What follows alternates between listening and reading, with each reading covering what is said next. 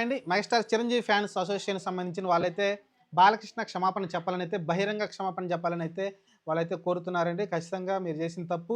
అసలు మా హీరోని మీరు ఎందుకు అసెంబ్లీలో ప్రస్తావించారు? మా హీరో గురించి ఎందుకు మాట్లాడారు? అసలు మా అసలు దానికి సంబంధం ఏంటి? మా హీరోకి ఎందుకు మాట్లాడారని అయితే గట్టిగా అడుగుతూ ఉన్నారు. బాలకృష్ణ గారు అర్థం పర్థం లేకుండా అనవసరంగా మా హీరోని ఆ చర్చలోకి తీసుకొచ్చారని అయితే మాట్లాడుకొచ్చారు.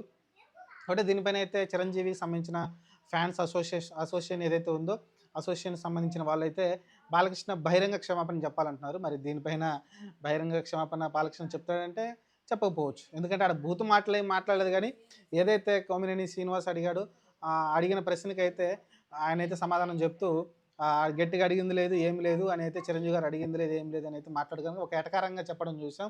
అంటే ఆయన పెద్దగా అడిగిందేం లేదు. వాళ్ళే పిలిచారు, వాళ్ళే వచ్చారు గానీ పెద్దగా ఆయన సీరియస్‌గా గట్టిగా చెప్పిందేమి లేదని అయితే ఒక ఎటకారతనంగా మాట్లాడడం చూసాం. దానిపైన చిరంజీవి గారు కూడా లేఖ రాయడం చూసాం. బహిరంగ ఒక లేఖ అయితే పెద్ద లేఖ అయితే పోస్ట్ చేయడం చూసాం. ఆయన హైదరాబాద్‌లో లేరు కారణంగా. ఓవరాల్‌గా చూసుకుంటే చాలా ఇంట్రెస్టింగ్‌గా జరుగుతూ ఉంది ఈ వివాదం అంతా కూడా మరి. మరి బాలకృష్ణ గారు క్షమాపణ చెప్తారా? చెప్పరా? అనేది చూడాలి. నాకు తెలిసి బాలకృష్ణ అయితే క్షమాపణ చెప్పే అవకాశం అయితే లేదు. ఛాన్సే ఉండదు. ఆయన ఇంతకుముందు చాలా చేశారు. పెద్ద పెద్ద నాయకుల్ని కావచ్చు, వాళ్ళ ఫ్యాన్స్‌ని కొట్టడం కావచ్చు, బయట బూతులు తిట్టడం కూడా చాలా జరిగినాయి. కానీ అలాంటప్పుడు ఇప్పుడు కూడా ఆయన అయితే బహిరంగ ఏం క్షమాపణలు చెప్పినట్లేదు. అంతకుముందు అక్కినేని నాగేశ్వరరావు, అక్కినేని తొక్కినేని మాట్లాడడం కూడా చూసాం.